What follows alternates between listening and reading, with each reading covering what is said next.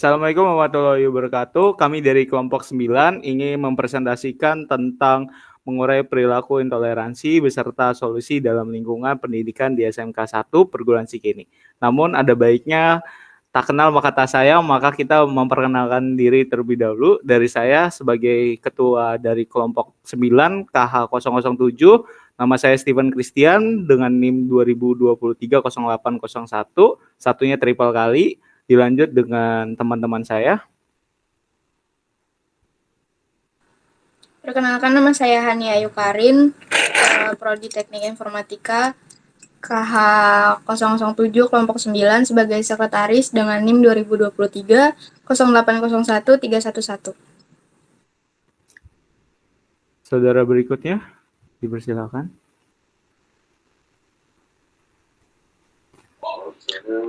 Perkenalkan, saya Julius Yogliantoro, kelompok 9 dengan NIM 2023-080115.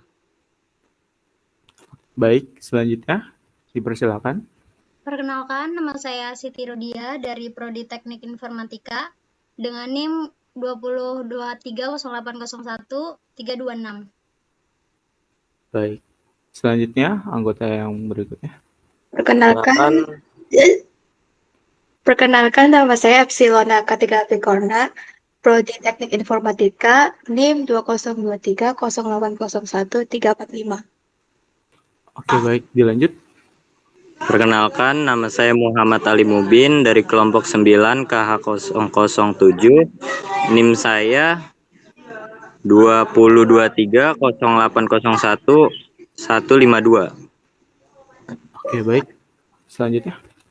Perkenalkan, nama saya Atal Hanif Ardana dari kelompok 9 KH007 dengan NIM 2023-080-1139. Oke, selanjutnya. Perkenalkan, nama saya Denda Hasbi dari kelompok 9 KH07 NIM 2023-080-1077. Oke, baik. Ada lagi? Nama saya Fahri Jaya dari kelompok 9 dengan NIM 2023-040-1142. Oke, baik. Ada lagi? Cukup ya? Oke, baik. Jadi cukup sekian perkenalan dari kami. Kami selanjutnya akan membahas lebih dalam lagi mengenai tentang intoleransi. Berikut akan disampaikan oleh teman kami. Kepada pembahasan intoleransi, boleh dilanjut. Intoleransi adalah sikap negatif yang sangat berkebalikan dengan sikap toleransi. Sikap intoleransi sendiri merujuk pada sikap yang saling tidak menghormati dan tidak menghargai antar individu dan antar kelompok dalam suatu masyarakat. Intoleransi mencerminkan sikap abai dan ketidakpedulian terhadap eksistensi orang lain. Sikap ini seringkali tidak manusiawi, dapat memicu konflik dan menciptakan kebencian terhadap perbedaan. Oke, baik. Jadi itu merupakan pengertian dari intoleransi. Selanjutnya kita akan bahas mengenai latar belakang masalah. Jadi di sini kita melihat bahwasannya permasalahan utama itu kita melihat dari pengaruh teknologi dan informasinya itu sendiri. Kita bisa melihat bahwa evolusi teknologi itu dapat memberikan akses yang luas terhadap sebuah informasi, dan dari akses yang sangat luas ini dapat menimbulkan dampak negatifnya dan mencakup isu-isu sara, kabar dusta, tindakan ekstrim, dan pelanggaran kebebasan beragama. Dalam pemahaman konteks ini, pemahaman yang tidak tepat terhadap agama dapat menjadi pemicu intoleransi.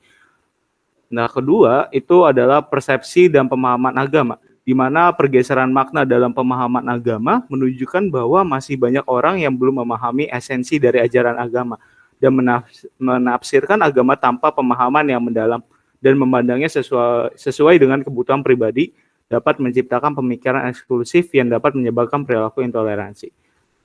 Oke, baik, selanjutnya akan dibahas oleh rekan saya. Oke, boleh dilanjut. Oke, selanjutnya ada data pelanggaran kebebasan beragama, yaitu data dari lembaga seperti Wahid Institute dan Setara Institute menunjukkan adanya peningkatan kasus pelanggaran kebebasan beragama.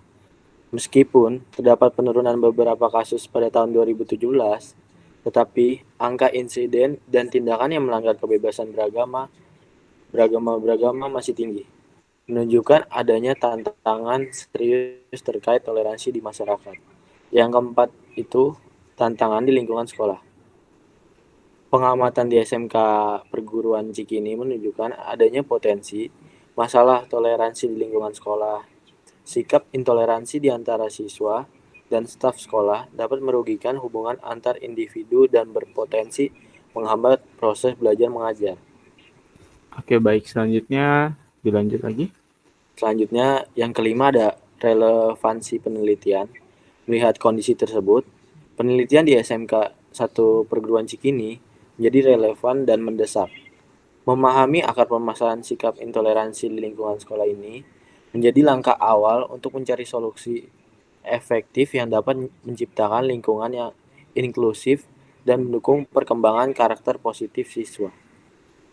Oke, baik. Selanjutnya akan dibahas mengenai pendapat narasumber tim BK. Boleh dilanjut?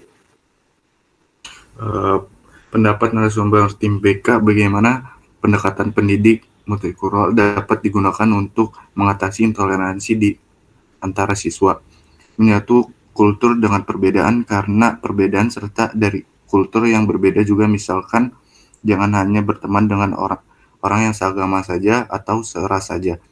Membuat anak yang intoleransi untuk tidak boleh merasa minder dengan kaum mayoritas antara semua agama dan tidak memilih serta memandang kepercayaan.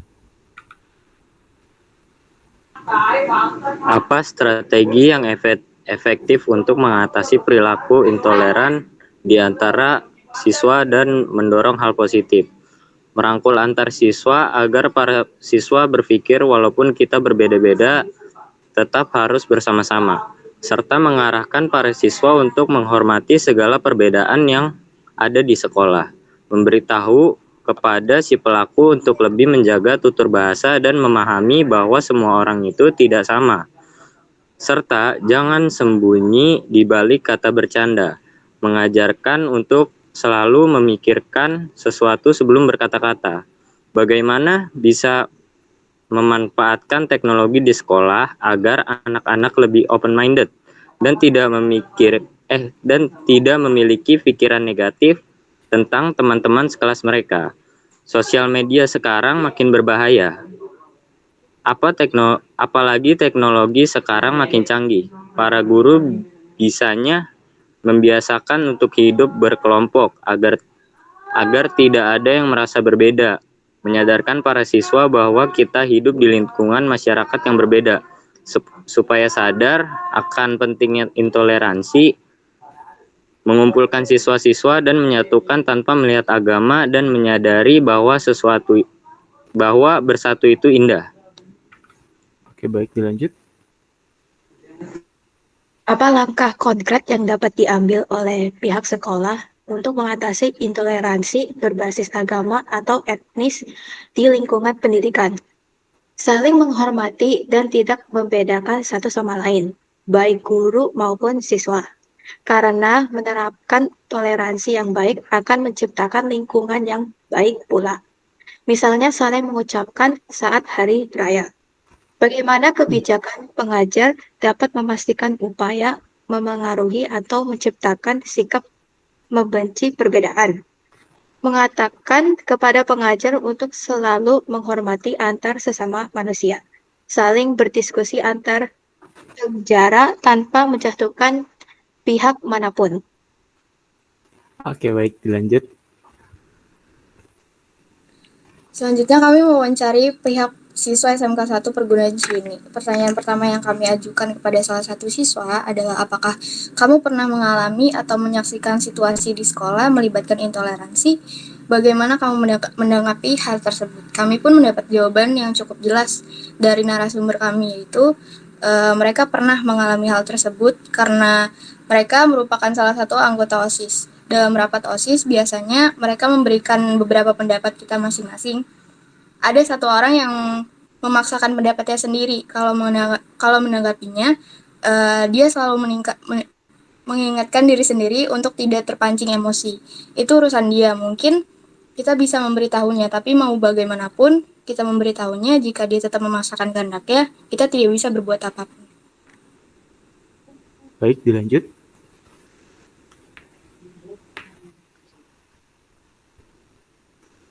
Pertanyaan kedua yaitu, apa yang dapat kita lakukan sebagai siswa untuk mencegah penyebaran stereotip atau prasangka di sekolah? Jika kita tidak suka dengan seseorang, lebih baik untuk dikip sendiri. Tidak perlu menghasut orang lain agar tidak suka juga terhadap seseorang tersebut. Kita tidak boleh menjudge orang lain, itu merupakan hal yang dewasa menurut saya. Lalu pertanyaan ketiga, bagaimana kita dapat lebih baik mendukung teman-teman kita yang mungkin menjadi korban intoleransi di lingkungan sekolah? Jawaban mereka yaitu merangkul mereka serta memberi motivasi bahwa jangan pernah berhenti untuk berpendapat. Tidak perlu memikirkan omongan orang lain yang buruk tentang diri kita sendiri. Keluarkan saja semua pendapat kita, didengar ataupun tidak, intinya kita sudah mengeluarkan pendapat kita. Oke, baik. Dilanjut. Oke, pertanyaan 4. Menurut pandangan pribadimu, apakah intoleransi lebih sering terjadi karena kurangnya pemahaman atau lebih kepada penolakan terhadap perbedaan? Itu dari jawabannya, itu salah satunya. Tapi menurut saya yang lebih besar alasannya, karena mungkin dia terlalu menyendiri, tidak pernah bisa mengutarakan pendapatan sendiri. Biasanya seperti ini terjadi pada anak introvert, yang dimana mereka tidak berani untuk bersosialisasi. Untuk pertanyaan terakhir, seberapa penting menurutmu mengenali dan memahami keberagaman budaya di sekolah untuk mencegah perilaku intoleransi? Dan jawabannya terakhir, ini sangat penting karena kalau tidak memahami perbedaan dan keberagaman budaya di Indonesia, kita tidak bisa menghargai satu sama lain. Jika kita tidak memahami itu, yang terjadi adalah timbulnya individualis yang menyebabkan terjadinya intoleransi di lingkungan sekolah. Hal ini bisa menyebabkan terjadinya masalah baru di lingkungan selanjutnya. Oke, baik. Selanjutnya.